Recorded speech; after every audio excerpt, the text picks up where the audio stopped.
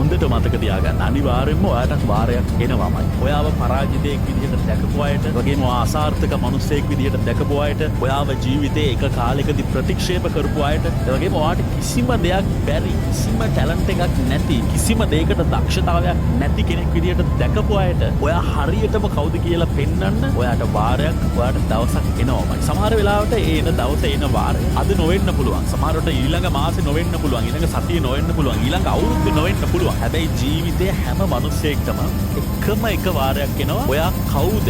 තමන් හරියටම කවුද කියන එක පෙන්වන්න. සහ තමන් හරියටම කවුද කියන එක හොයාගන්න. අන්න එදාට මම අර කලින් කියපු ආව අසාර්ථක විදියට දැකපු ආව ප්‍රතික්ෂේප කරපු ආව නොසලකා හැරපු ආගේ ටැලන්ට් එකක් නොදකපු මිනිසුන්ට දැනගන්න පුළුවන් හරියටම ඔයා කවුද කියලා. ඒ දවස් වෙනකන් නිදි වර්ජිත රාත්‍රීන් පහු කරන්න වෙයි. සමහර වෙලාවට හිත රිතුණු රාත්‍රීන් පහු කරන්න වෙයි. දුක හිතුණු දවස් පහු කරන්න වෙයි. මේ හැම දෙයක්ම සතුටින් දරාගෙන, සිනහවෙන් ඒ හැම දෙයක්ම දරාගෙන ඉස්සරහට යන්න. ඔයාගේ වාරය දවසක එනවම තමයි.